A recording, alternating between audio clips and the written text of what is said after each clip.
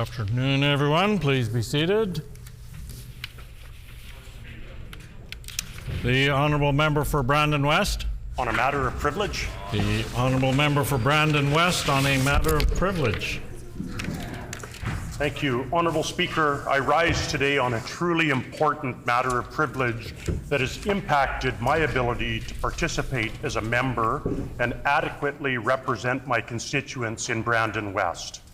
This is a serious matter that I am raising, and I encourage members opposite to listen very closely, as I'm raising on a matter that they have been cautioned on previously this session. I am bringing forward a situation that has directly impacted my ability to participate, as well as goes against long-standing rules of not just this House, but all similar assemblies.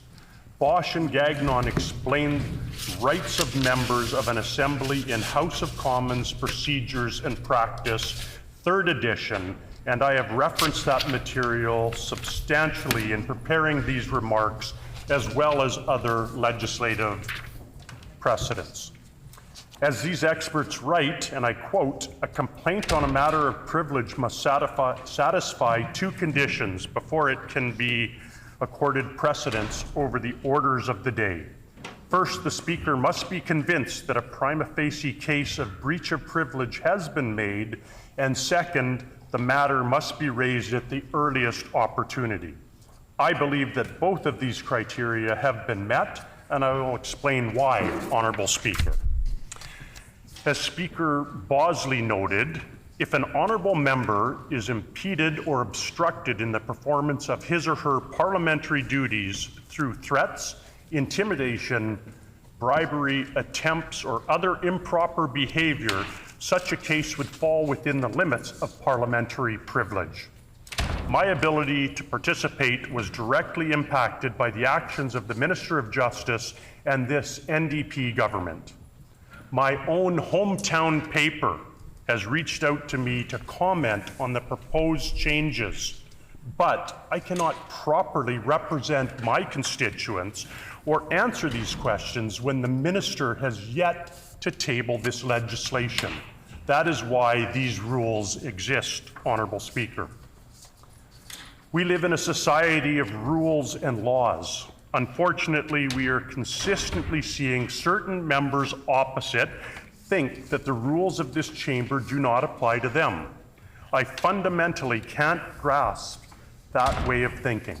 Coming from my background in law enforcement, that is akin to arguing that laws don't apply to you, and no one would be that foolish.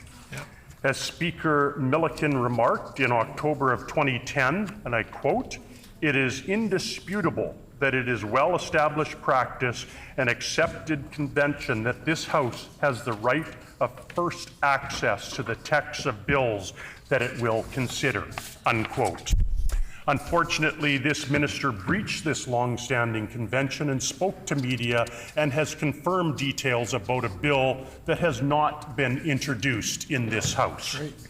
In June of 2027, Speaker Regan considered a similar matter federally, where the contents of changes to the Canadian Transportation Act were provided to media outlets prior to their publication in the House. He referenced Speaker Parent in his ruling, and I quote, "Although the members of the House should always be the first ones to examine legislation after it has been introduced and read the first time, this rule must be balanced against the need for the government to consult both experts and the public when developing its legislative proposals." I must be clear, Honourable Speaker, that is not what occurred in this situation. This was not the development of a bill. Rather, the members opposite were frustrated and decided that their plans superseded the rules of this House. That is unacceptable, Honourable Speaker. There is one set of rules for all legislators, and those are universal. No matter how inconvenient it may be for the Minister of Justice, he is bound to table legislation before he goes and speaks to the public or confirms details in the public. This is clearly a prima facie breach of privilege, Honourable Speaker. That minister violated long-standing traditions and rules. They did so knowingly. He knew that the legislation had not been distributed in this House. This is also part of a precedent with this government. By my count, Honourable Speaker, this is at least the third instance where this privilege has been violated in just the last month and a half. I understand that the minister may not like the role that we in opposition play, but we represent Manitobans as faithfully as he does. And it is concerning to see a disregard for the Manitobans that I represent. This is clearly the first time that I could rise in this House on this matter, and I had to confirm details from a media article Sunday evening.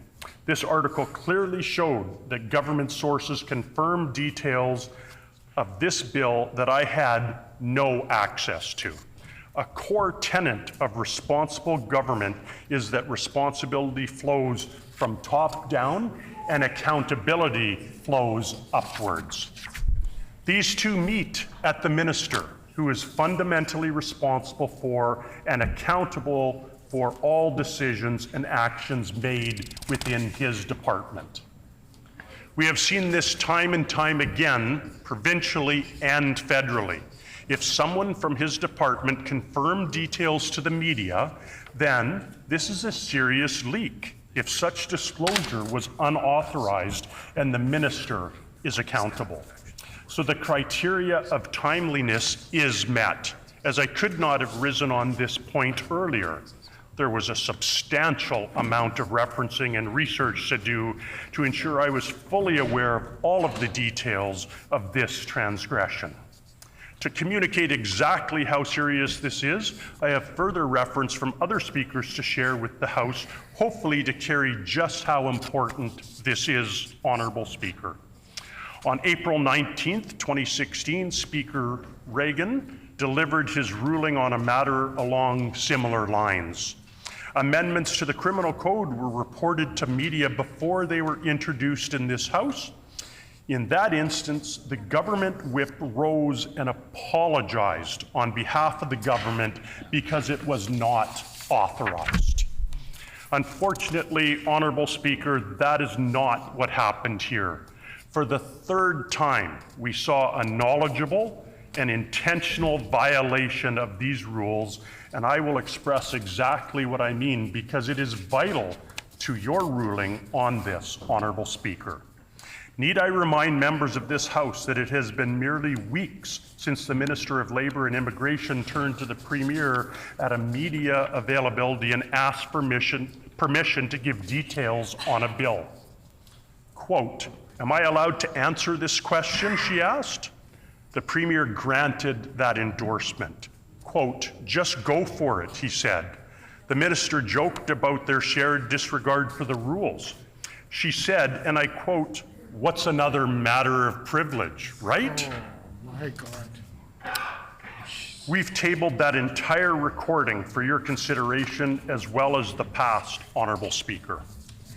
Honourable Speaker, I should be learning about bills we are debating in this House when a copy of the text is distributed to this chamber. I should not be learning the details in the newspaper.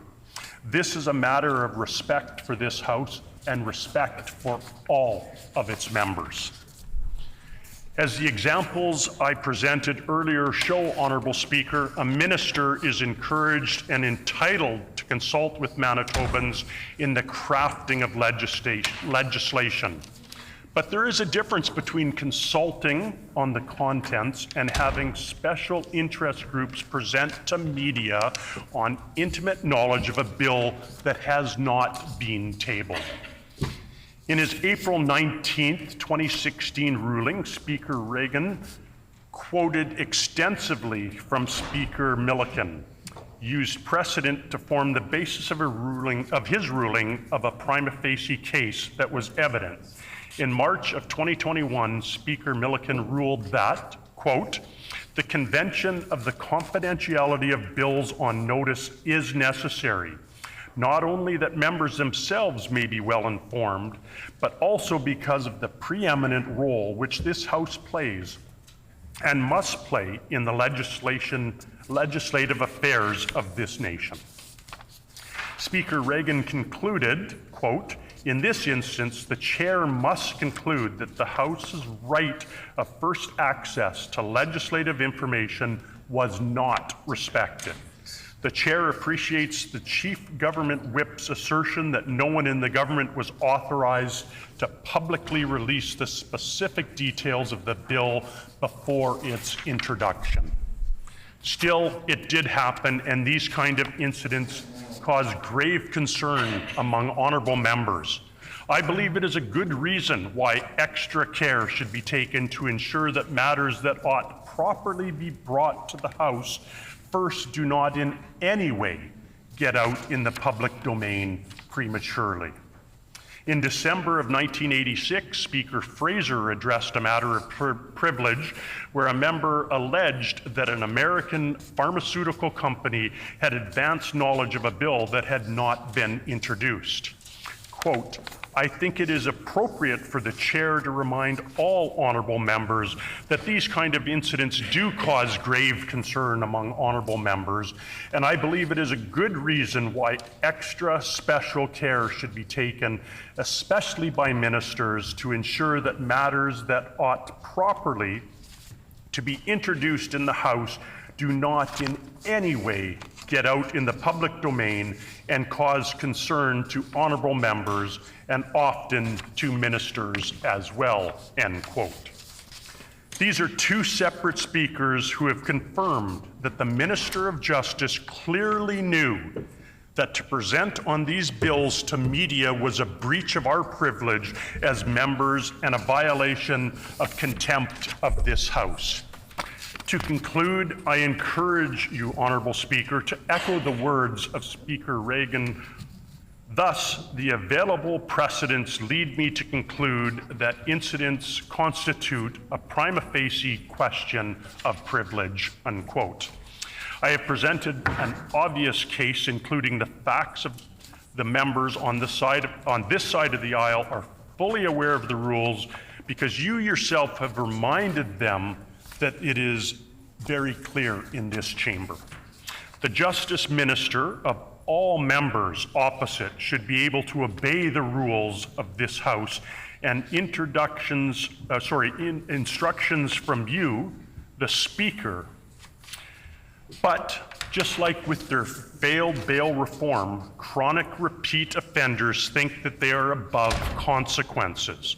These actions of the government have directly impacted how I can represent my constituents, and that needs to be addressed. The citizens of Brandon West deserve this minister's respect. This is a repeated and intentional disregard of long-standing rules of this House. It is done with malice and forethought.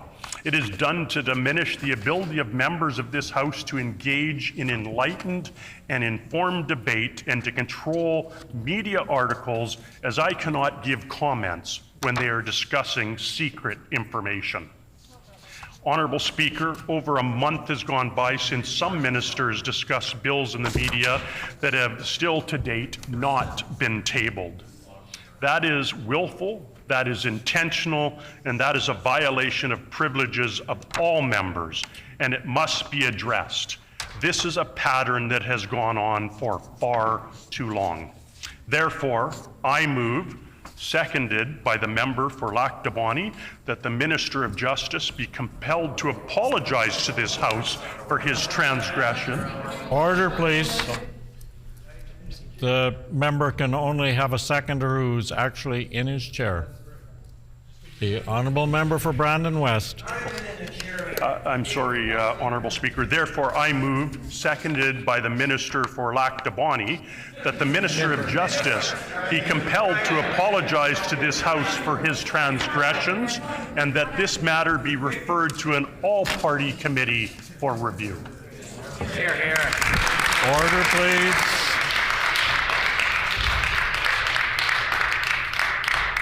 I would remind the member that he needs to use the proper title when he's referring to someone, either his constituency title, ministerial title, or title as official leader, but not using the wrong title is not acceptable. So if the member would like to repeat that and do it properly this time, I'd appreciate that. Thank you.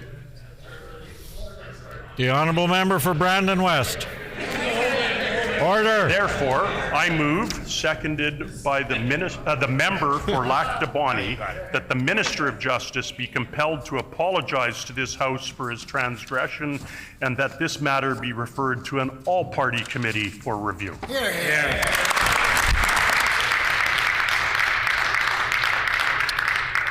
Before recognizing any other members to speak, I would like to remind the House that all remarks at this time must be limited strictly to relevant comments about whether the alleged matter of privilege has been raised at the earliest opportunity and whether a prima facie case has been established.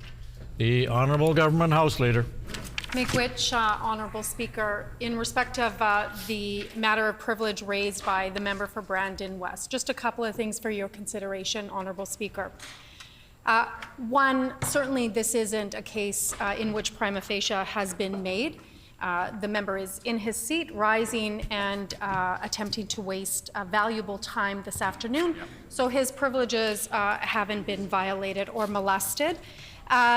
Also, Honourable Speaker, this isn't the earliest opportunity that the member for Brandon West had.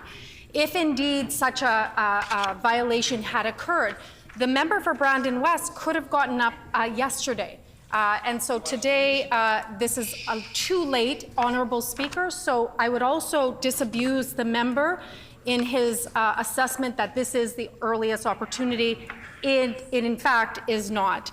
Let me just say this, Honourable Speaker, in respect of your deliberations. Let me be explicitly clear. Had the member for Brandon West actually read the article properly, he would see that no minister commented and no government officials ever spoke to media. There's been no prima facie case here. So I would suggest that the member for Brandon West take some time, read the article again, and he will see that in fact what he just put on the record is wrong, and he owes an apology to the Minister of Justice, who's doing his job in the best way on behalf of all Manitobans. Secondly, or finally, Honourable Speaker, let me just say this in respect of your deliberations.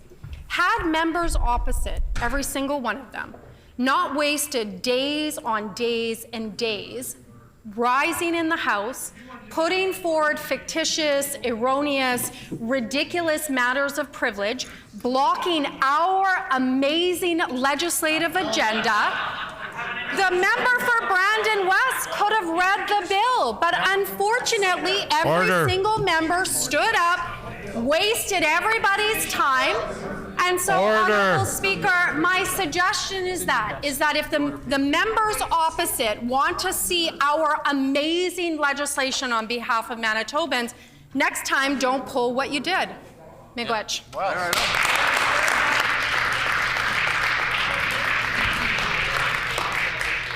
A matter of privilege is an important issue, and I will take this under advisement. Routine proceedings, introduction of bills, order, committee reports, tabling of reports, ministerial statements. The Honourable Minister of Education and Early Childhood Learning. Well, thank you, Honourable Speaker. This past Friday, April 19th, I had the honor of recognizing a group of exceptional Manitoba educators by presenting them with this year's Manitoba's Excellence in Education Awards. Every year, teachers from across the province are nominated by their colleagues, school leaders, and students. Nominees demonstrate outstanding educational practices and have a deep and lasting impact on student achievement and attendance in our Manitoba schools.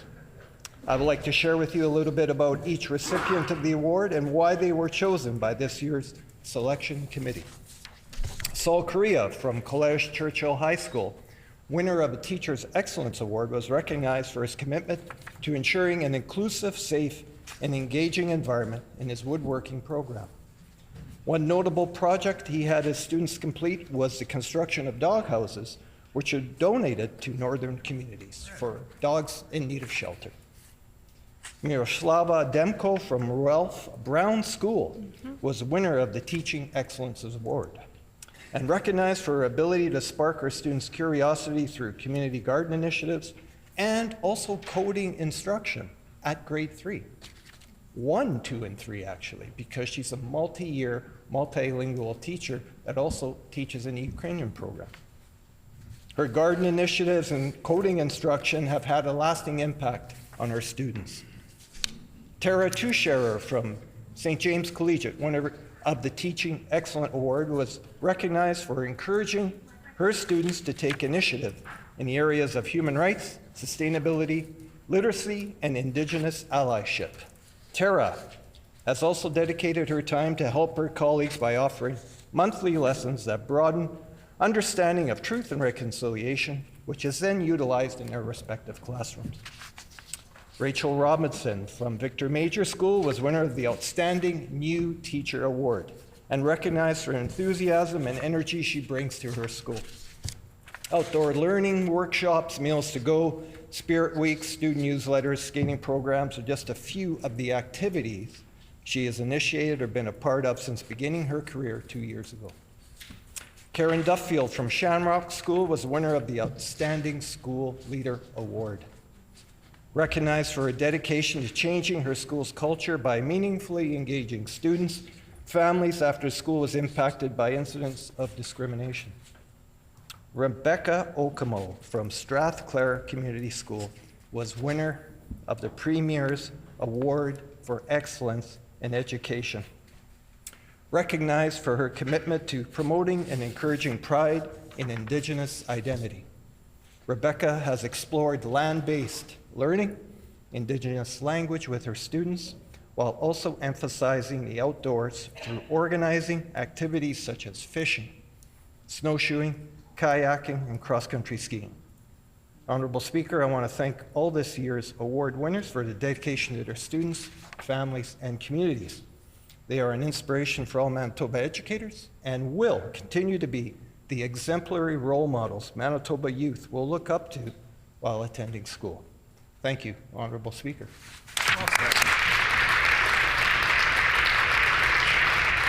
The Honourable Member for Spruce Woods. Thank you, Honourable Speaker, and I'd like to thank the Minister for bringing this important recognition forward. It's a pleasure to rise in the House today to celebrate the exceptional achievements and contributions of our educators here in Manitoba. We gather to honour those who have demonstrated unparalleled dedication, innovation, and excellence in the field of education. Since 2006, the government has formally recognized outstanding contributions of Manitoba educators through the Excellence in Education Awards.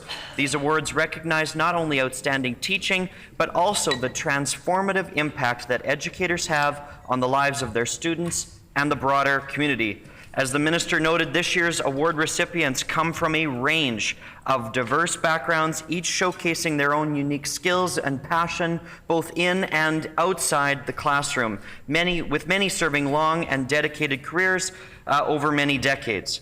We have asked many things of our educators over the past few years. Their resiliency and flexibility came to the test, treading the unknowns of a rapid shift to virtual learning during the pandemic. Teachers responded, as they always have, to the challenges of the day with courage, dedication, and passion for improving the lives of Manitoba students. And so on behalf of our Progressive Conservative team, I would like to extend my heartfelt congratulations to all the nominees and winners of this year's Manitoba Excellence in Education Awards. Your achievements are a testament to the transformative power of education and the incredible difference that dedicated educators can make in the lives of their students. And on the topic of excellence in education, I would also like to recognize a teacher from my constituency of Spruce Woods, Mrs. Jessica Canning, who just last week was recognized with the 2023 Agriculture in the Classroom Educator Champion Award. Jessica is a teacher at Crocus Plains Regional Secondary School in Brandon, and she brings a wealth of knowledge and experience to her students and is extremely deserving of this award as well. Congratulations, Jessica. Let us continue as legislators to support and recognize and celebrate the remarkable educators who make a positive impact every day in the lives of our students. Thank you for your commitment to excellence in education, and congratulations once again to all the honorees. Thank you.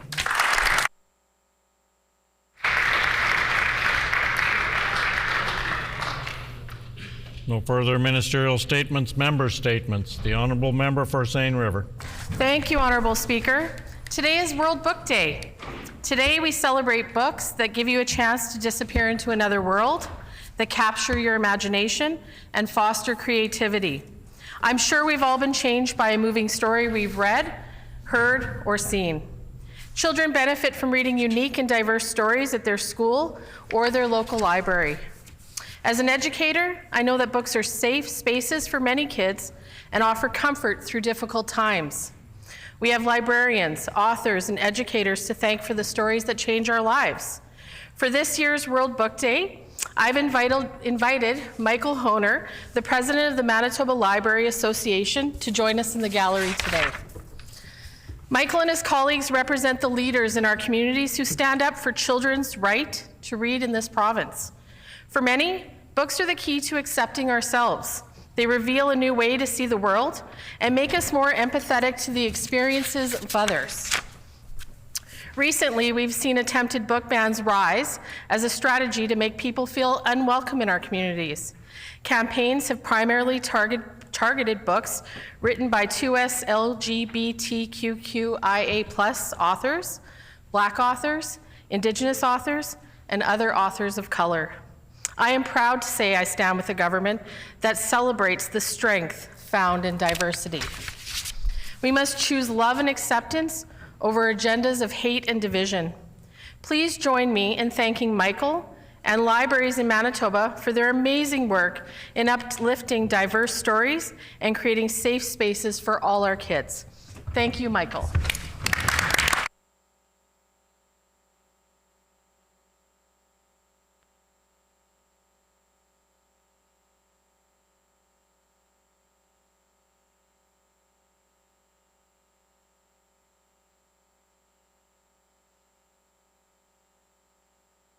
Honourable Member for Dawson Trail. Good afternoon. As of last Friday, April 19th, I have had the honor to be the MLA for Dawson Trail for the past 8 years. It's remarkable really how 8 years can fly by. In the past 8 years, life has changed drastically for everyone. You find yourself getting wrapped up in the political realm as an MLA, and you lose sight of the small things, the important things, the simplicities of life. 8 remarkable years as an MLA, helping many people and organizations be part of creating legislation that will make a difference for our province and the next generations. And you know what? After 8 years of political life, it took the birth of a child on April 20th to really put things into perspective. While our duties as MLAs and the constituents we serve are of the utmost importance, so are our lives, our children, our grandchildren. So today, I would like to celebrate the birth of my grandson, the little boy who made me a grandpa, Jasper.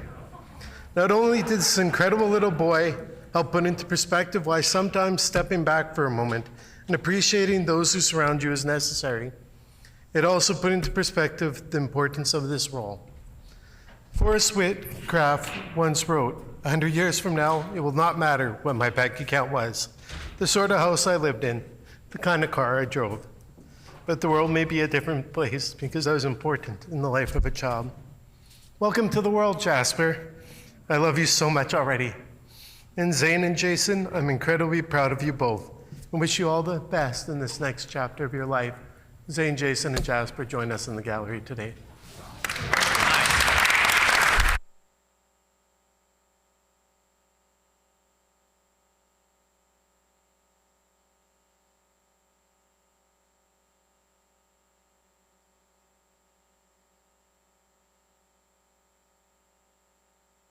The honourable member for Burrows.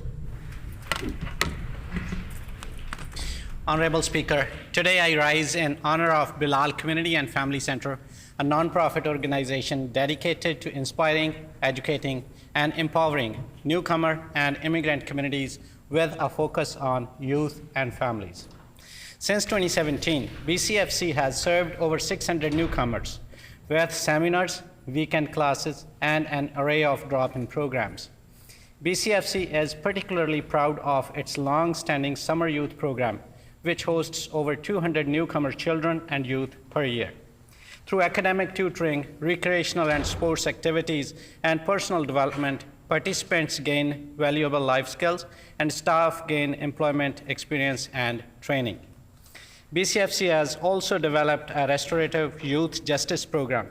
This program is designed to divert newcomer youth from the criminal justice system through conflict resolution, promoting healing, reparation, and reintegration into the community.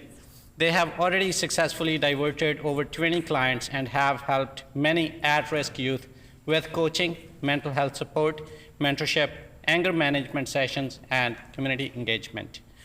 Alongside their restorative justice program, BCFC hosts a newcomer community mobilization initiative. By bringing together government agencies and community organizations, staff support immigrant youth and families with complex needs and help create innovative solutions to community safety. The program has made a massive impact, with 40 families having participated this year alone. Joining us today, we have Bilal Community and Family Center founder Mohideen Omar, board chair Kathleen Buddle, and other board members, staff, and volunteers from BCFC, whose names I would like entered into Hansard. Please join me in thanking Bilal Community and Family Center for their dedication and service to our Manitoban community.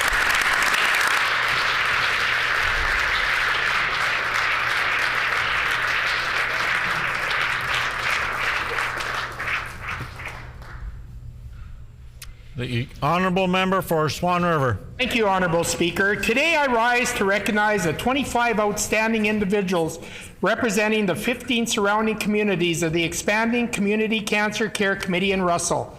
The committee was established in 2014 to launch an improved area for chemotherapy in the Russell Hospital. The committee was told a build was not possible and renovations would be upwards of $610,000, and they'd be responsible for all funds. With time, the new cost climbed to $1.1 million, and the plan didn't meet the needs of the committee, so the plan was rejected, and an application to build was submitted to Prairie Mountain Health. In 2021, ECC was granted permission, and in 2022, a tender to build was put out and a contract awarded at a $2.5 million cost. The ECC was short $700,000 to begin, and RPC government provided these funds so there would be no more delays. On April 13th, a celebration gala was held, and I was joined by a number of my colleagues to celebrate the accomplishments of the ECC committee. With the support of the 7 surrounding RMs, hockey teams, various events, farmers donating cropland, individuals, organizations, businesses, private memorial donations, ECC raised a whopping $2.9 million.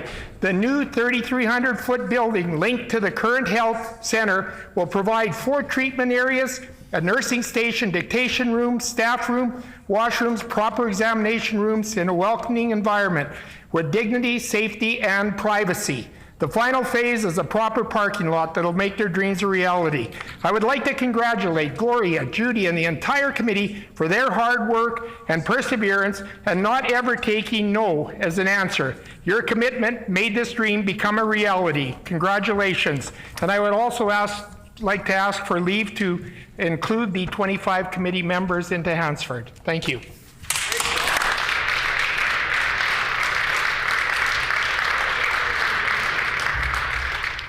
The honourable member for Elmwood. Well, thank you, Honourable Speaker. My office has been distributing garden seeds to Elmwood residents since 1985. When our residents see us on the streets in the spring, they know exactly what we're there for. It's garden seed time.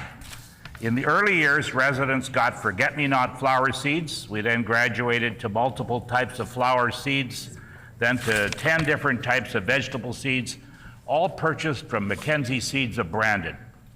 The idea of distributing seeds came to me from a former NDP MLA, Ben Hanischek, who was MLA for Burroughs from 1966 to 1981 and was Speaker of this House from 1969 to 1970.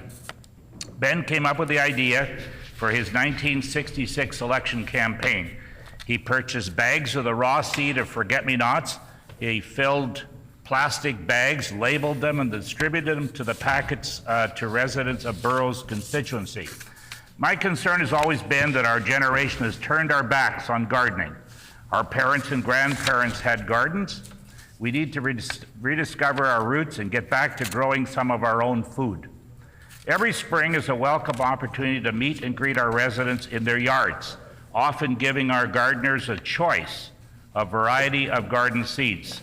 Sunflowers, carrots, zucchinis, cucumbers, beans, peas, pumpkins. For the first 22 years, the constituency allowances branch paid for the seeds and they allowed their mailing as a frank. Now they don't. In its place, we have a fridge, magnets, and pens made with petroleum products. We now have an opportunity to revisit the issue and reinstate seeds as a qualifiable expense. You can still distribute your fridge magnets, but enable the rest of us to promote gardening if we want. But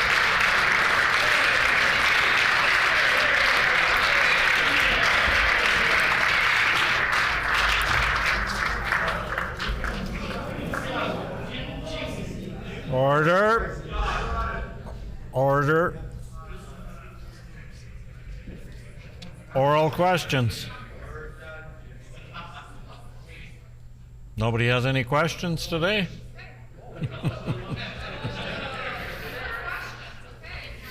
The Honourable Leader of the Official Opposition.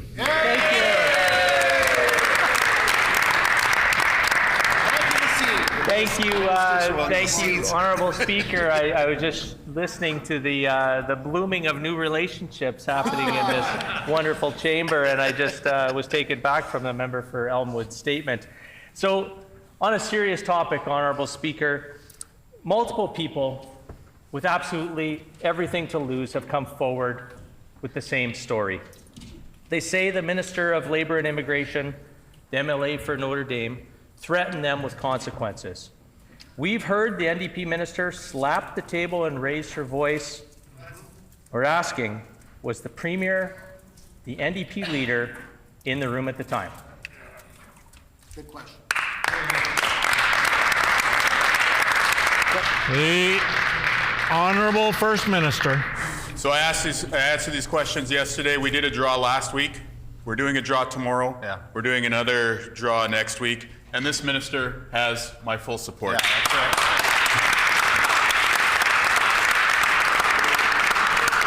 I wonder if the member opposite can say the same about his party.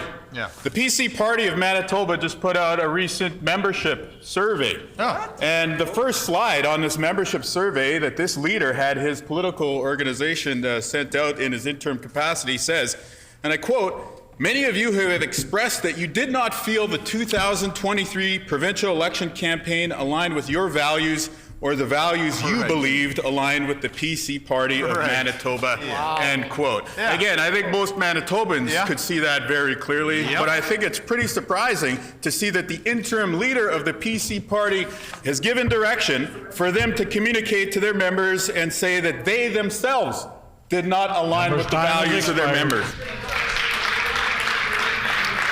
The Honourable Leader of the Official Opposition on a supplementary question. So, Honourable Speaker, once again, there's nothing new with you-know-who. The member from Fort Rouge, Honourable Speaker, dodging and deflecting as usual. This is his new MO. The Premier, the Minister of Labour and Immigration, and many NDP members are calling these hopeful newcomers liars, Honourable Speaker.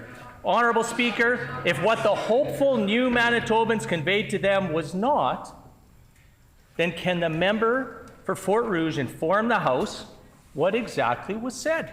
Yeah, pretty easy question. The Honourable First Minister. So in terms of this new material, Just wait, there's more, Honorable Speaker. So under the direction of this interim leader, he sent out an email to the entire PC party membership in which he admitted that not only did the 2023 provincial election campaign not align with the values of the PC party, but then they went on to say, and I quote here, "We may have strayed during the election." End quote. So again, we've been very clear with the people of Manitoba that we rejected the division that the PCs campaigned on last year. Manitobans agreed. But I think that this is very significant that under the direction of this interim PC party leader, the PC party itself is now stating on the record to their own members, we may have strayed during the election. And of course, the values of the PC party members themselves were not reflected by this leader or anyone on the opposite side. So what is it that they're doing here? The Honourable Leader of the Official Opposition on a final supplementary question. Honourable Speaker, once again, the only one that is trying to divide Manitobans is the Premier, the member for Fort Rouge, Honourable Speaker. Honourable Speaker, he's dodging the questions because he knows his minister and he himself have made a major mistake and have broke the trust of many hopeful new Manitobans, Honourable Speaker. Manitoba is meant to be the place, the home of hope, and the members opposite, including the MLA for Notre Dame, have made it a place of fear. And if the NDP leader is so confident there's no wrongdoing, why not investigate?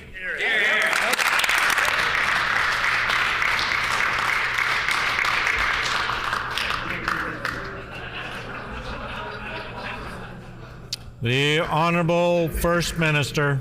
Well, I can confirm that the PC Party of Manitoba is undertaking an investigation. An investigation, and I quote, to the values that they strayed from during the last election.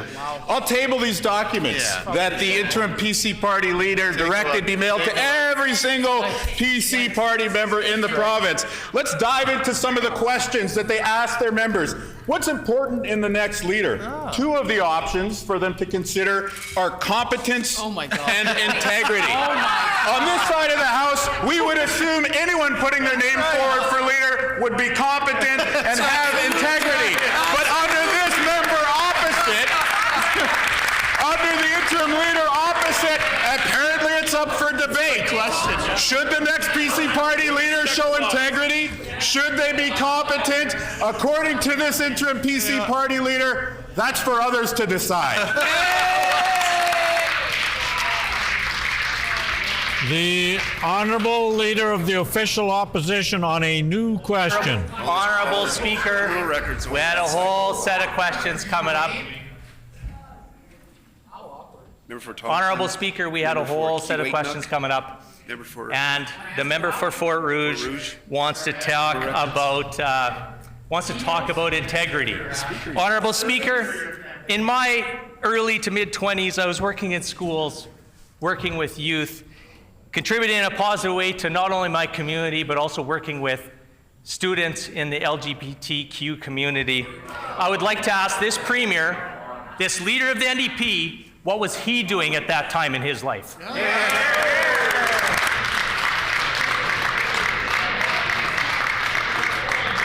The Honourable First Minister. So again, let's dive further into the PC party membership survey that this interim PC leader has directed. Somebody who I would point out has not ruled out running for the permanent leader position in the future, so maybe he'll be reviewing these results very, very closely. So again, the opening statement was that the 2023 campaign that every single member opposite supported, everyone, did not align with the values of the members of the PC party. That they strayed during the election. And of course, I just talked a bit about some of the qualities for leader. This interim leader is asking, what are the values of the party? And a subsequent question, is integrity? Is competency? Is ethical behavior something that should be required of the PC party of Manitoba? Again, most Manitobans would take these things for granted. But why is it that the member opposite wonders whether or not his party should show ethical behavior? Unreal. The Honourable Leader of the Official Opposition on a supplementary question. Honourable Speaker, I am ready to debate the topic of integrity on a day-to-day basis with this leader of the NDP. He has nothing to stand on, Honourable Speaker. I tabled a story that details the activities of the member of Fort Rouge before he was elected and what he has said about them. This story specifies that the member's public account varies from the court records. Why are there incongruities between the Premier's ghost-written memoir and the official court records, Honourable Speaker?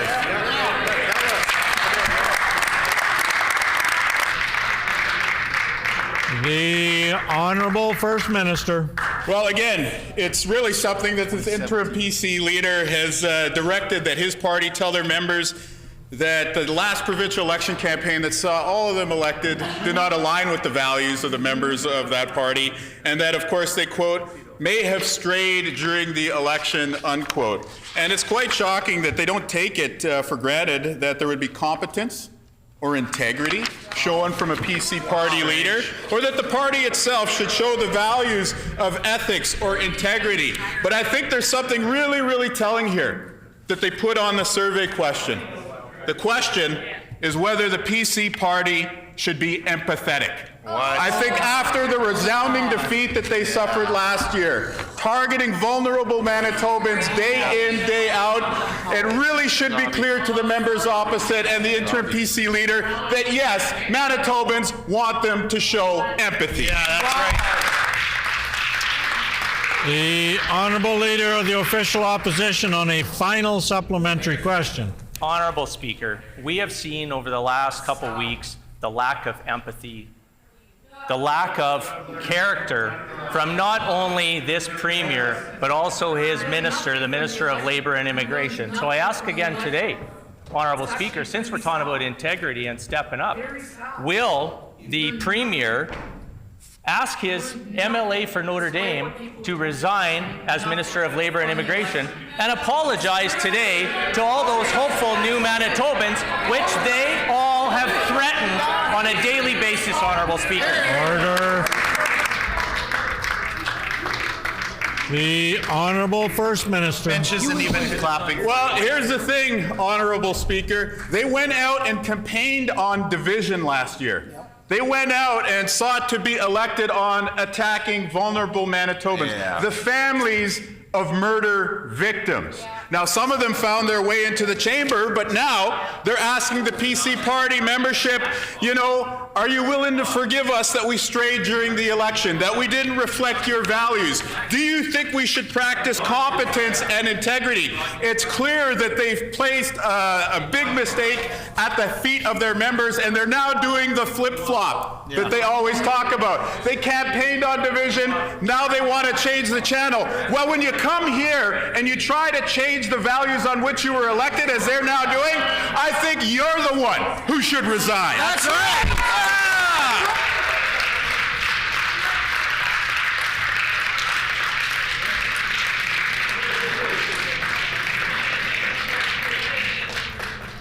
The Honourable Member for Fort White. Honourable Speaker, Manitobans do not believe this NDP government, and they are finally starting to see through the NDP smoke and mirrors, as we've been saying all along. This Premier threatened local grocery stores that they must reduce their prices or else. But now, grocery prices are higher than ever and rising faster than they are in Saskatchewan and Ontario. I table a graph showing the Consumer Price Index and an article that shows grocery prices are higher now than they were on January 1st. This minister has no affordability measures that are working. He has no plan. Why won't the minister admit today that he has no plan? Grocery prices are higher, and they are increasing education property taxes on hardworking Manitobans by $148 million.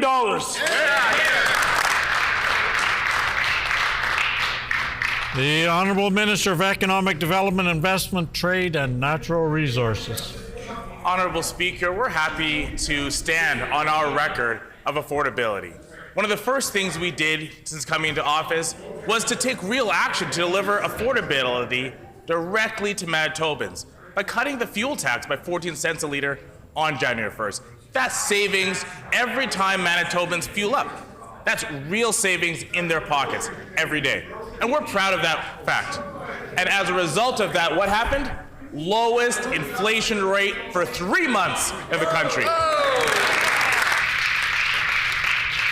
The honourable member for Fort White on a supplementary question. Honourable Speaker, just like I said, Manitobans do not believe the NDP. The minister doesn't even have the audacity to stand up and answer one of the questions or comment on the increase in grocery prices. Manitobans do not believe them. And I will table a survey of over 800 Manitobans from Probe Research that clearly states 4 out of 5 Manitobans do not think the budget shows more affordability measures for them. That even more Manitobans believe they will be paying more. And to top it all off, 1/3 of every NDP member doesn't believe this premier. It's only been 7 months and the cracks are already starting to show.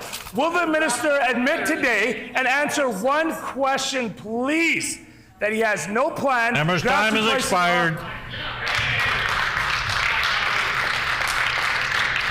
The Honourable Minister of Economic Development, Investment, Trade and Natural Resources.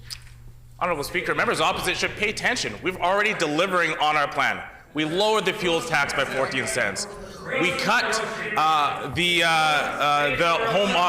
homeowners tax credit.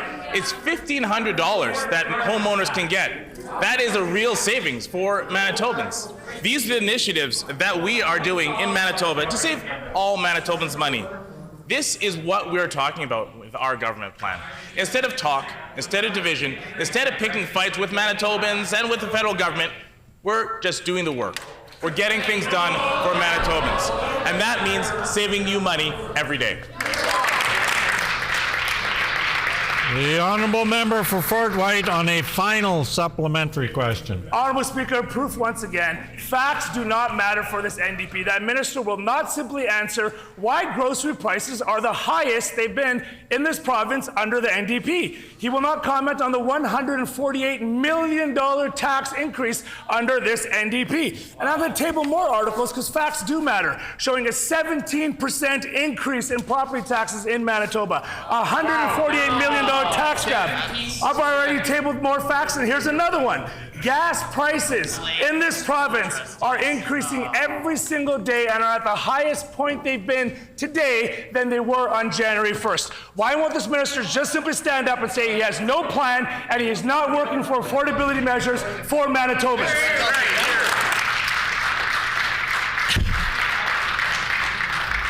The Honourable Minister of Economic Development, Investment, Trade and Natural Resources.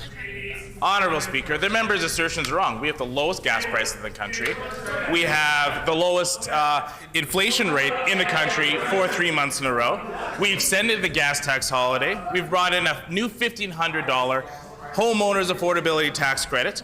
We did a broad-based middle-class tax cut. We doubled the fertility treatment tax credit, increase the renter's tax credit, free prescription birth control, real $10 a day daycare, 5% lower on car insurance, $300 security system rebate, $4,000 EV plug-in hybrid rate, and the list goes on. The Honourable Member for Gassey.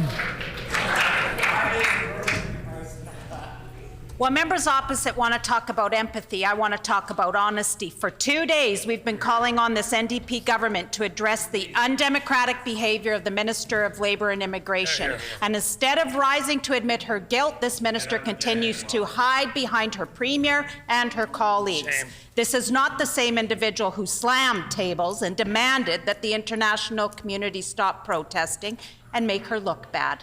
So I ask the minister a simple question. Is her behavior some subdued in this chamber because the cameras are on and she can't hide from the truth? Hear, hear.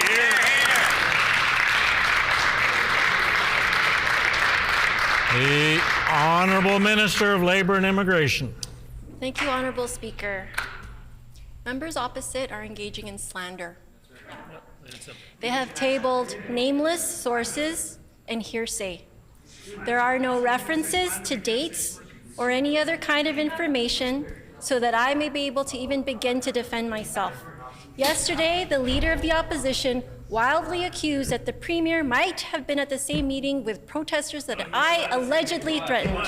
Honourable Speaker, there were dozens of people at that meeting with the Premier that would be able to corroborate that no such thing happened. And the same goes for all of my meetings with the public on this matter. Honourable Speaker, members opposite are hurling untrue and unfair Member's time attacks. has expired.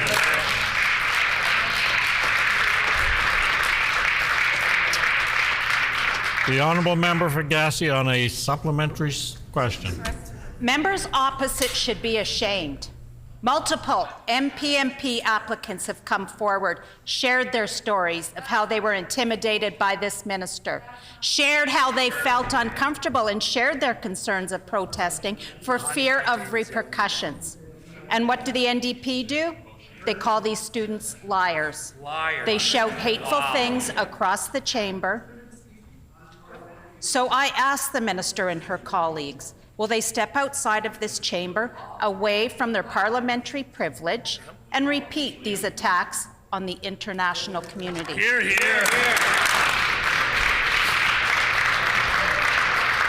The honourable minister for Labour and Immigration. The honourable minister of Labour and Immigration. Honourable Speaker, members opposite are engaging in slander. Even worse, members opposite are using people who are desperately looking for ways to stay in the country. And members opposite have done nothing and can do nothing to help in this situation that about 6,700 temporary foreign workers find themselves in. All members opposite have done is use them for their crass political gain. Our NDP government is actively listening. We're actively working to find solutions for these folks. And our Premier has made a commitment to be a champion for these temporary foreign workers to stay in the country. That's why our province is working towards an agreement with the federal government to keep these workers in Manitoba, and we are hopeful for a positive announcement for them soon.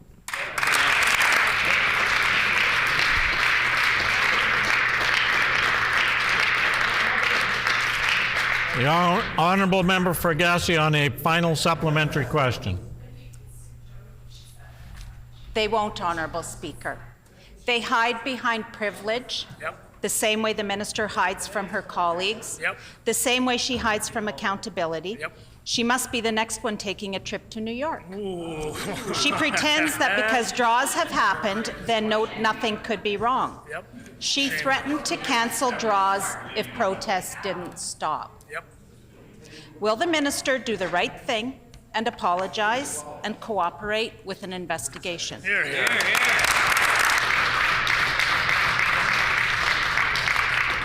The honourable minister of Labour and Immigration. Thank you, Honourable Speaker.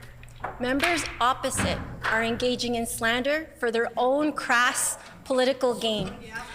While the PCs cut 1/3 of the human resources of our department, our NDP team invested $1 million more this year in Budget 2024 to make improvements to our MPNP system. While the PC legacy on immigration is our highest out-migration rates ever in this province, and shameful prevention of internationally educated nurses to work in Manitoba, on our side of the House, we're growing our economy in our communities through immigration and supporting newcomer success. PCs need to stop peddling their division, their desperation, and American-style politics, and they need to get on board with us and do what Manitobans paid us here to do. Member's time has expired.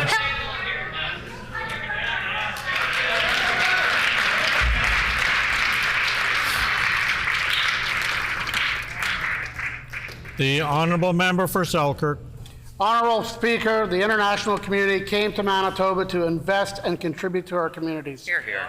Under the PCs, Manitoba's provincial nominee program was fair, predictable, and transparent. Correct. Under the NDP, it turned into a lottery. True. Unfair, unpredictable, and anything but transparent. True. Now several have come forward with credible fears that they will face consequences if they protest the NDP's senseless policies. The minister made these threats, and she's hiding it. Will this Premier call for an immediate investigation?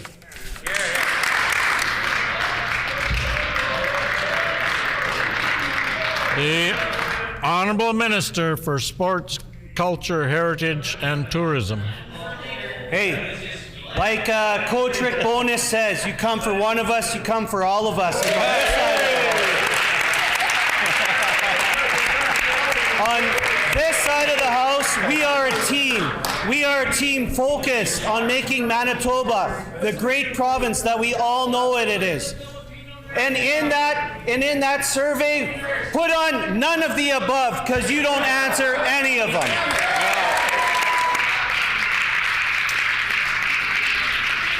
The honourable member for Selkirk on a supplementary question. Honourable Speaker, the NDP government just doesn't get it. Thousands in the international community are seriously anxious because there have been no draws for international students since February 8th. Work permits are expiring and they face the real threat of being forced to leave the country. Worse, they've been bullied and threatened with consequences if they choose to protest this NDP's inaction and delays. These people want to stay in Manitoba, they want to invest in Manitoba, and they want to exercise their constitutional rights. So I ask the Premier, again, will you call for an immediate investigation?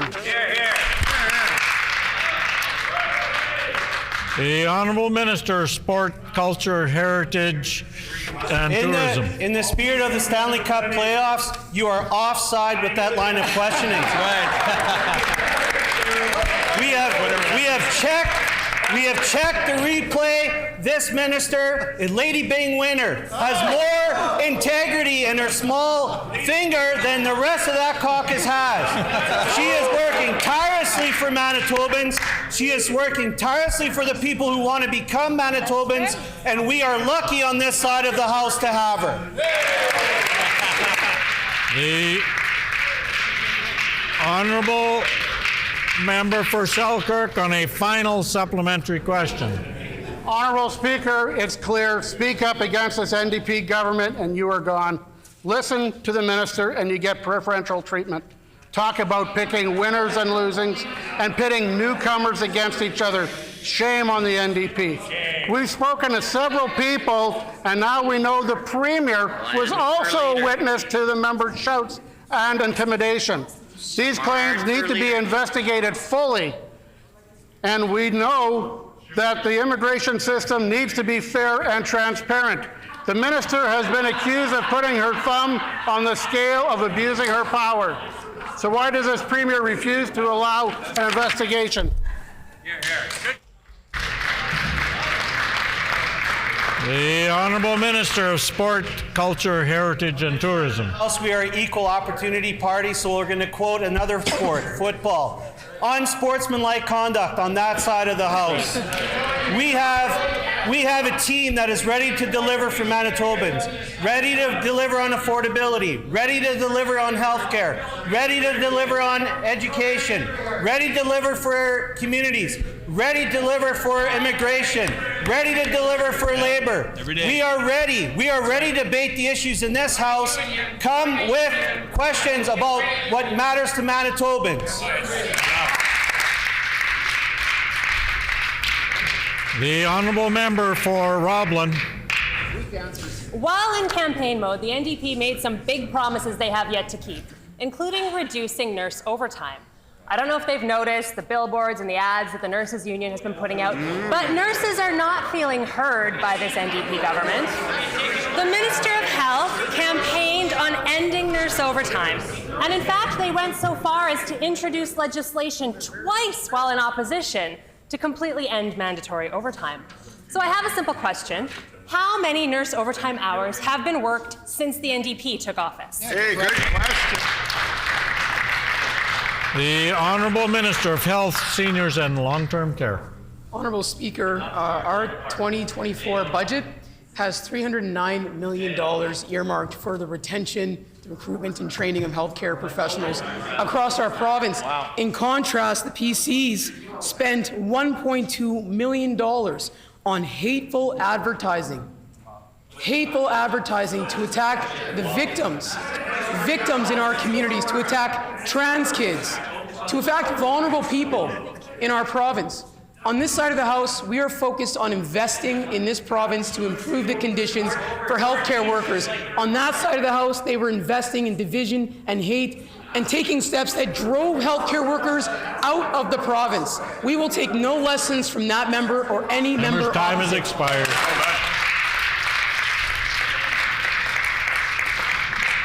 The honourable member for Roblin on a supplementary question.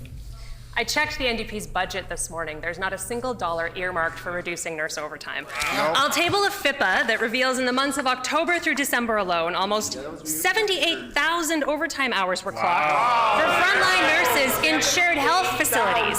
This doesn't include major hospitals in Winnipeg aside from HSC or rural hospitals. That equates to almost 9 years worth of overtime for these frontline nurses. 9 years taken from these nurses on the NDP's watch.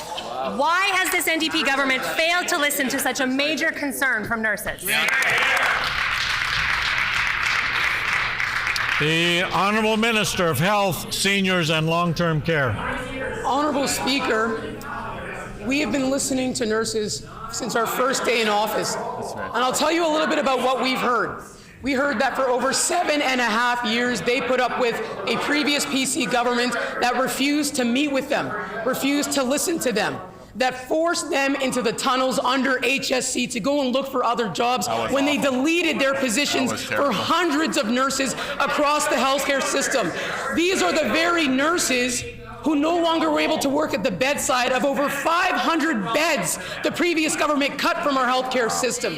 On this side of the House, we're investing in retention, we're investing in relationships, we're investing in capacity, we're investing on people on the front lines, something they didn't do for 2 terms of government. Time has expired.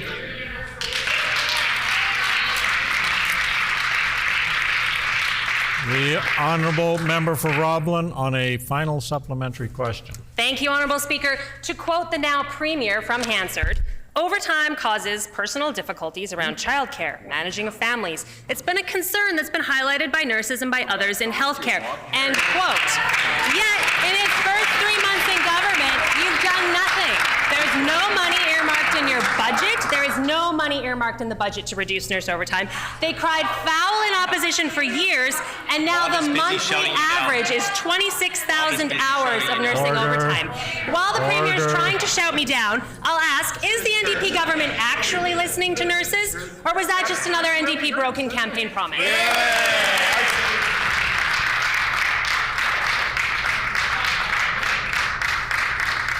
The Honourable Minister of Health, Seniors and Long-Term Care. Honourable Speaker, we've invested more in improving staffing in the healthcare system in 6 months than that previous failed government did in over 6 years, in over 2 terms of their government. We have invested in capacity to the point where here in Manitoba, as announced yesterday, I wish they'd pay attention, we have a record number of kidney transplants being performed here in Manitoba. We're investing so much that today we had the pleasure of announcing, for the first time ever in our province's history, a provincial spine program for those who've been waiting that they never delivered on. We've had several stops on our listening tour, and we're actioning what's being brought forward every day. We're going to keep listening to the front lines and investing in healthcare based on what they tell us they need to see happen, something that never happened in those time has expired.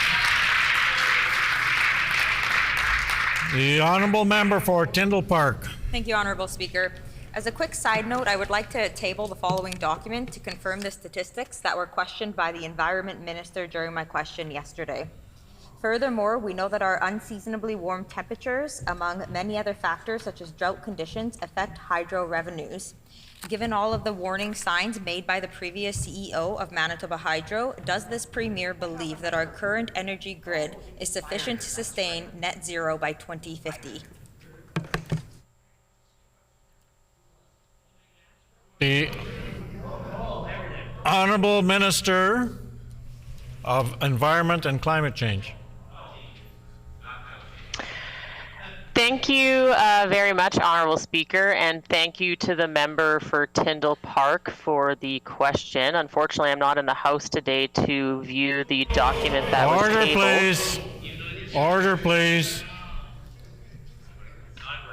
You can't refer to a member being present or absent in the House, even if it's yourself. The Honourable Minister for the Environment and Climate Change. My sincere apologies, Honourable Speaker. My mistake. Yeah, and so thank you for the question to the member for Tyndall Park about Manitoba Hydro. As the minister responsible for Efficiency Manitoba, I'm very excited about the new board that we have announced at Efficiency Manitoba, the renewed and expanded mandate that we've provided to them, something that Efficiency Manitoba has been asking for years, that fell on deaf ears of the previous failed PC government. And what I've learned from the great folks at Efficiency Manitoba is that the best form of energy and the cheapest form of energy is efficiency. And we are working with Efficiency Manitoba Member's to time has reduce natural expired. gas. The honourable member for Tyndall Park on a supplementary question. Thank you, Honourable Speaker, and the documents were provided to her virtually if she would like to apologize. Our ability to meet net zero relies on hydro's generating capacity. To be clear, privatizing hydro or selling it off is not in Manitoba's best interests. We need to diversify our renewable energy partnerships and better include First Nations who are integral to the success of Manitoba Hydro.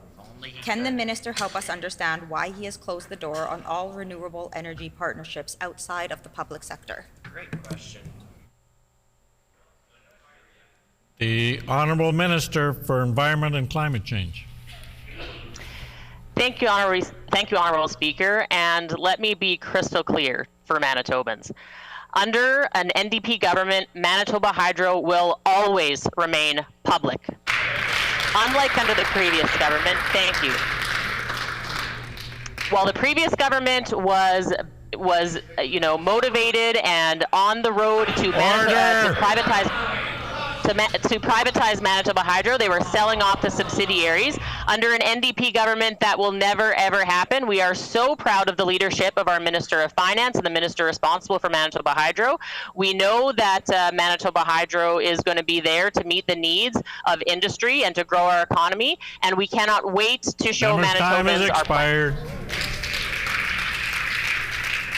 The honourable member for Tyndall Park on a final supplementary question. Thank you, Honourable Speaker. Given our growing energy needs, this is a prime opportunity to advance economic reconciliation. Fisher River Cree Nation owns the largest solar farm in the province of Manitoba and sells subsidiary power to hydro. Northern communities could certainly benefit from renewable energy projects. Can this government explain whether they support renewable energy projects like in Fisher River Cree Nation and whether they would support similar projects by other communities wishing to sell power to hydro? The Honourable Minister of Environment and Climate Change. Thank you, Honourable Speaker. And I'd like to congratulate and lift up Fisher River Cree Nation. They are an amazing community doing amazing things and really showing real leadership when it comes to not only solar power, but also geothermal heat generation, something that our government is committed to. We are working closely with Efficiency Manitoba. We cannot wait to introduce our affordable home energy program that's going to save Manitobans money and also get them off of fossil fuel heating for their homes.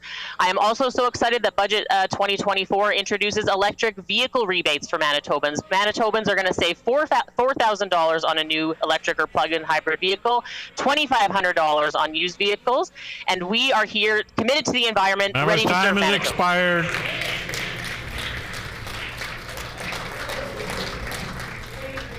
The Honourable Member for Riel. Honourable Speaker, under the previous PC government, we saw nothing but cuts and chaos in healthcare. Honourable Speaker, they broke healthcare in Manitoba. They pipelined money into private clinics in San Francisco and North Dakota and refused to build surgical capacity here at home. We're taking a different approach. Today, our health minister announced a new spine program aimed at ensuring timely care at patients and delivering that care right here in Manitoba. Can the minister tell the House more about this program and why it matters to Manitobans?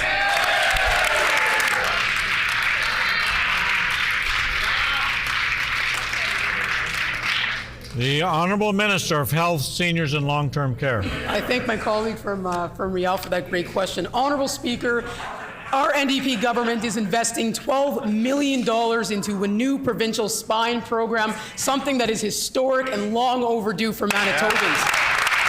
This program will help hundreds of Manitobans waiting for surgery and thousands who are waiting for assessments. We are increasing operating spinal slates by over 50% next month alone. We've recruited 3 additional spine surgeons. We are shortening patient consultation wait times with a new outpatient clinic, and we're centralizing wait lists to enhance care coordination. We are proud to be investing in building capacity here in Manitoba and prioritizing Manitobans getting care right here at home. The honourable member for Swan River. Honourable Speaker, my constituents are deeply concerned that their livelihoods will be hurt. On top of that, there is a housing shortage in this province, which along with other causes is contributing to the affordability crisis. Honourable Speaker, why is this NDP government failing to take the steps needed to protect Manitoba's lumber industry? The Honourable Minister of Economic Development, Investment, Trade and Natural Resources. Honourable Speaker, we keep it very serious on this side of the House when it comes to economic development. We want to ensure that we grow industries right across Manitoba, whether it's our forestry sector, whether it's our fishing sector, whether it's our agricultural sector, manufacturing sector. We are proud of all of them and want to see them all succeed. And that's why we've had a comprehensive plan about making sure that we deliver affordability to Manitobans and ensure at the same time we continue to grow our economy. The honourable member for Swan River on a supplementary question. Now, Honourable Speaker, one of the major building materials used in new home construction is smartboard and oriented strand board. Nearly 100% of walls, roofs, and floors of a home are constructed from OSB. A major player in this industry, Louisiana Pacific, who for 28 years now has been employing hundreds of Manitobans in the Parkland area. There are families where 3 generations have been employed in the LP plant. This NDP government has jeopardized this by only extending their license for 3 months instead of the 10 years that they were empowered to do. Minister, why are you jeopardizing the well-being of hundreds of Manitobans?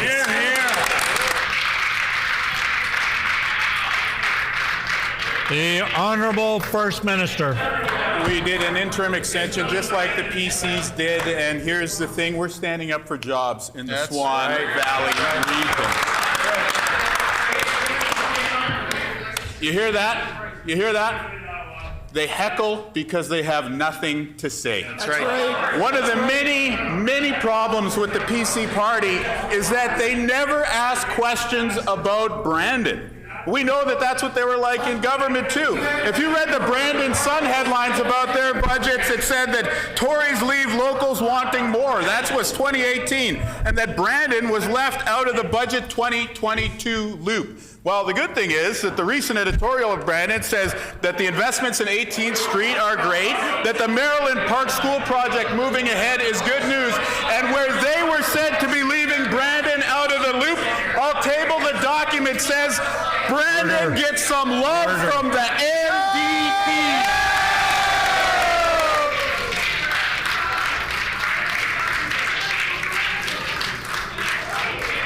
Order.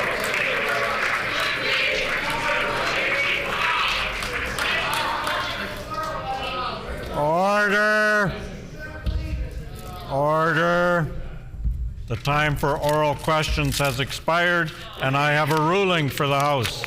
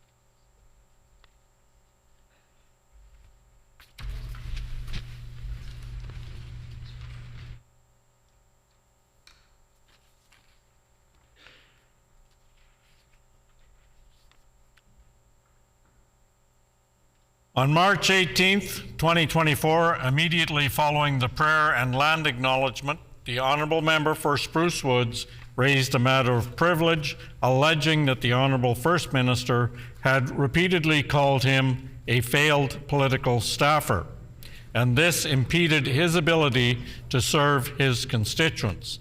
The member concluded his remarks by moving that this matter be referred to a committee of this House.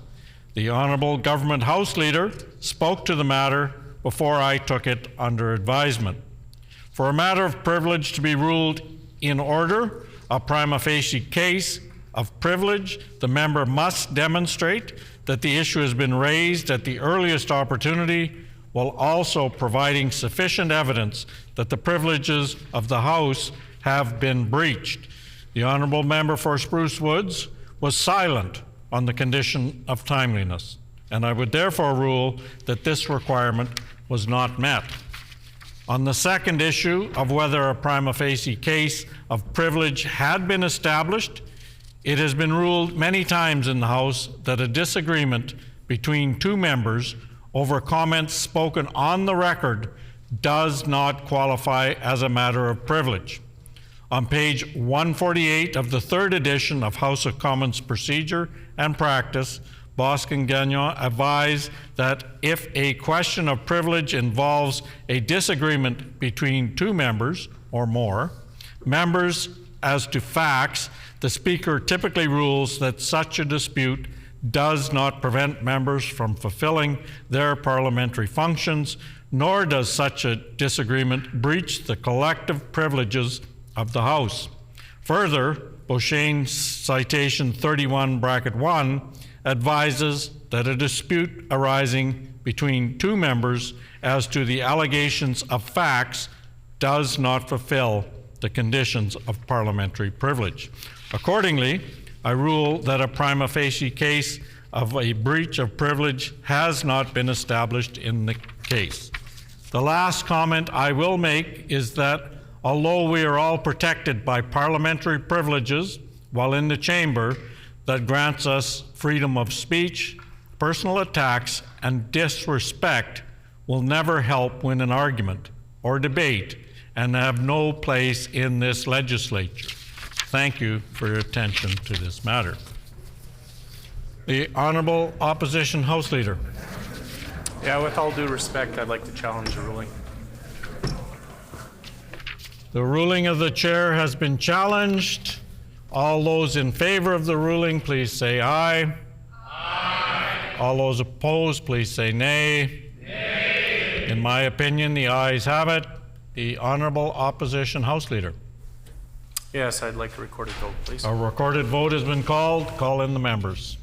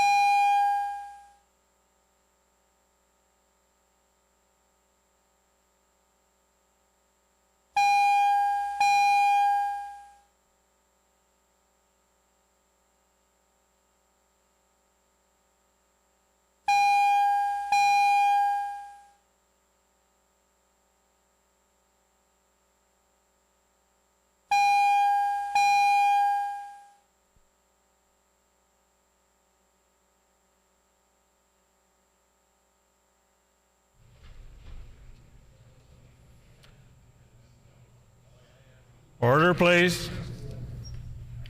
The question before the House is... Did they not bow?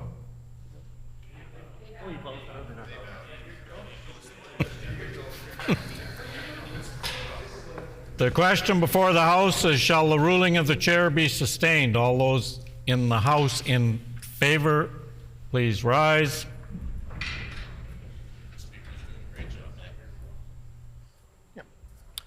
Honorable Mr. Canoe. Honorable Mr. Canoe. Honorable Minister Fontaine. Honorable Minister Fontaine. Honorable Minister Altamare. Honorable Minister Altamare. Honorable Mr. Weeb. Honorable Mr. Weeb. Honorable Minister Asagwara. Honorable Minister Asagwara. Honorable Mr. Bushy. Honorable Mr. Bushy. Honorable Mr. Samard. Honorable Mr. Samard. Honorable Minister Marcelino.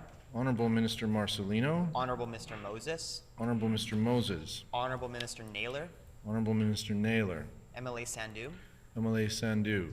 Mrs. Schott. Mrs. Schott. MLA Malloway. MLA Malloway. Mr. Blashko. Mr. Blashko. MLA Chen. MLA Chen. MLA Moyes. MLA Moyes. MLA Pankratz. MLA Pankratz. MLA Kennedy. MLA Kennedy. MLA Devgan. MLA Devgan. MLA Cross. MLA Cross. MLA Loisel. MLA Loisel. Mr. Oxenham. Mr. Oxenham. MLA Dela Cruz. MLA Dela Cruz. Mr. Brar. Mr. Brar. MLA Morose. MLA Morose. Mr. Vosliu. Mr. Vasiliev. All those in the chamber opposed, please rise. Okay. Mr. Iwasko. Mr. Iwasko. Mr. Johnson. Mr. Johnson. Mrs. Stone. Mrs. Stone. Mr. Panouk. Mr. Panyuk. Mrs. Cook. Mrs. Cook. Mr. Nesbitt. Mr. Nesbitt. MLA Lagasse. MLA Lagasse. Ms. Byram. Ms. Byram. Mr. Khan. Mr. Khan. Mrs. Hebert. Mrs. Hebert. Mr. Wochuk. Mr. Wochuk. Mr. Balkan. Mr. Balkan. Mr. Schuler. Mr. Schuler. MLA Bariza. MLA Bariza. Mr. Ginter. Mr. Ginter. Mr. Narth. Mr. Narth. Mr. King. Mr. King. Mr. Prashant. Mr. Prashant. Mr. Jackson. Mr. Jackson. We will now conduct the alphabetical roll call of members participating virtually, and as a reminder to all virtual members, please respond clearly with either I vote yes or I vote no, only when your name is called. I would also remind members to unmute their mics only when they are recognized, and then immediately mute it again once they have declared their vote. The page will now conduct the vote. Mr. Gertson. I vote no. Mr. Gertson votes no. Ms. Laughlin.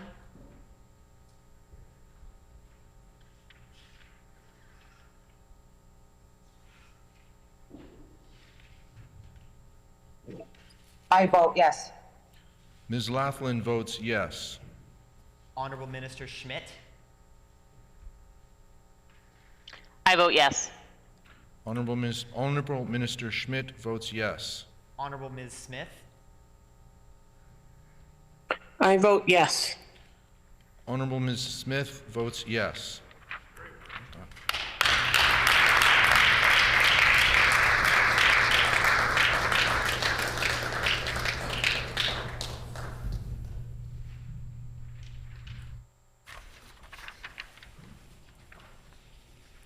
Yeas 29, nays 20. I declare the motion defeated. The ruling of the chair has been sustained. And I have another ruling for the House.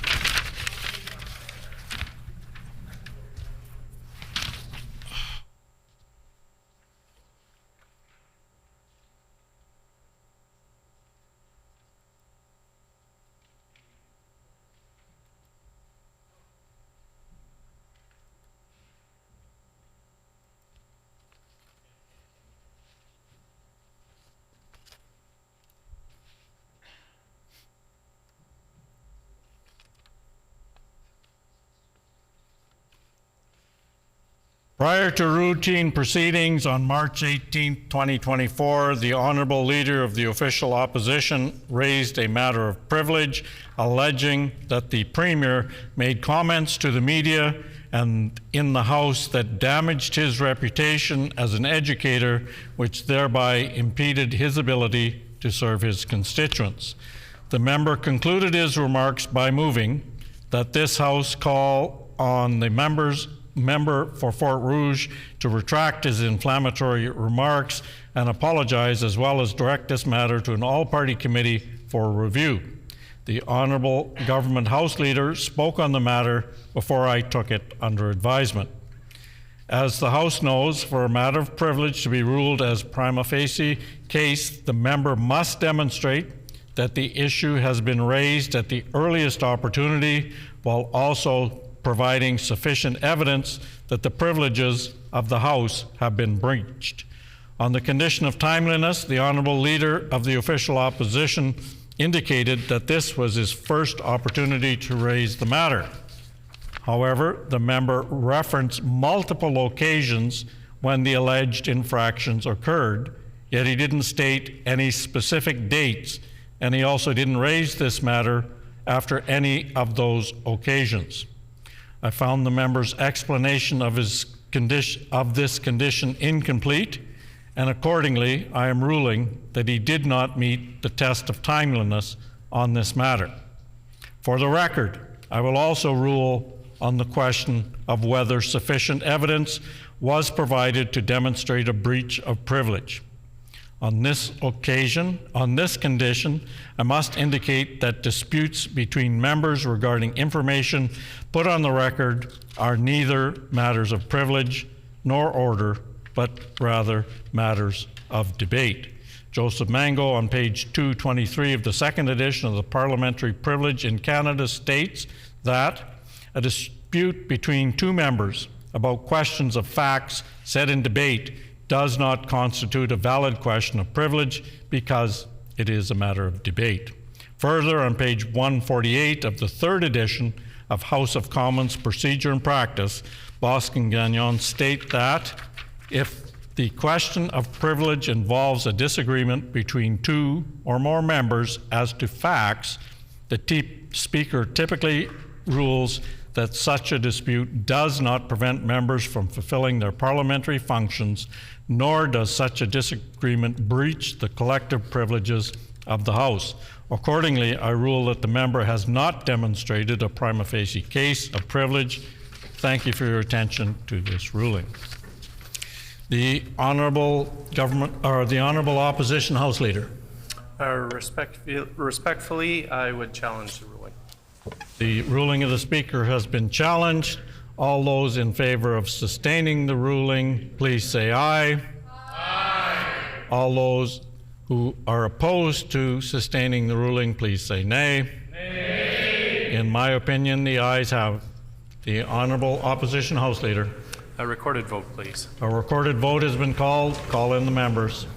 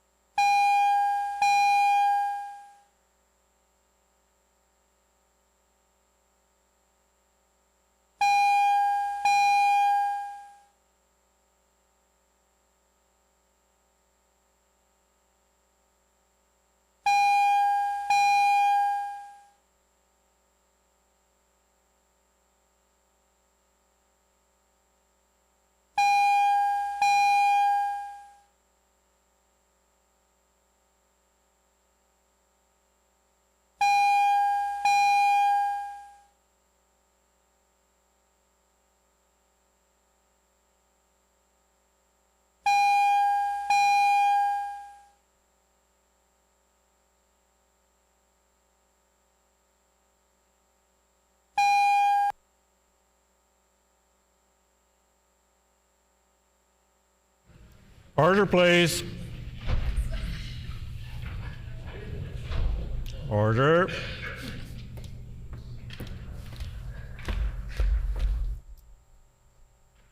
The question before the House is, shall the ruling of the chair be sustained? All those in favor in the House, please stand. Honorable Mr. Canoe. Honorable Mr. Canoe. Honorable Minister Fontaine. Honorable Minister Fontaine. Honorable Mr. Weeb. Honorable Mr. Weeb. Honorable Minister Azaguera. Honorable Minister Azaguera. Honorable Mr. Costician. Honorable Mr. Costician. Honorable Mr. Bushy. Honorable Mr. Bushy. Honorable Mr. Simard. Honorable Mr. Simard. Honorable Minister Marcelino. Honorable Minister Marcelino. Honorable Mr. Moses. Honorable Mr. Moses. Honorable Minister Naylor. Honorable Minister Naylor. MLA Sandu. MLA Sandu. Mrs. Schott. Mrs. Schott. MLA Malloway. MLA Malloway. Mr. Blaschko. Mr. Blaschko. MLA Chen. MLA Chen. MLA Moyes. MLA Moyes. MLA Pankratz. MLA Pankratz. MLA Kennedy. MLA Kennedy. MLA Davegun. MLA Devgun. MLA Cross. MLA Cross. MLA Loisel. MLA Loisel. Mr. Oxenham. Mr. Oxenham. MLA De La Cruz. MLA De La Cruz. Mr. Brar. Mr. Brar. Mr. Vasiliv. Mr. Vasiliv. All those in the chamber opposed, please rise. Mr. Iwasko. Mr. Iwasko. Mr. Johnson. Mr. Johnson. Mrs. Stone. Mrs. Stone. Mr. Piniuk. Mr. Piniuk. Mr. Nesbitt. Mr. Nesbitt. MLA Lagasse. MLA Lagasse. Ms. Byram. Ms. Byram. Mr. Khan. Mr. Khan. Mrs. Hebert. Mrs. Hebert. Mr. Wochuk. Mr. Wochuk. Mr. Balkin. Mr. Balkin. Mr. Schuler. Mr. Schuler. MLA Bariza. MLA Bariza. Mr. Ginter. Mr. Ginter. Mr. Narth. Mr. Narth. Mr. King. Mr. King. Mr. Prashad. Mr. Prashad. Mr. Jackson. Mr. Jackson. We will now conduct the alphabetical roll call of members participating virtually. As a reminder to all virtual members, please respond clearly with either I vote yes or I vote no, only when your name is called. I would also remind members to unmute their mics only when they are recognized and then immediately mute it again once they've declared their vote. The page will now conduct the vote. Mr. Gertson. I vote no. Mr. Gertson votes no. Ms. Laughlin. I vote yes. Ms. Laughlin votes yes. Honorable Minister Schmidt. I vote yes. Honorable Minister Schmidt votes yes. Honorable Ms. Smith. I vote yes. Honorable Ms. Smith votes yes. Well done.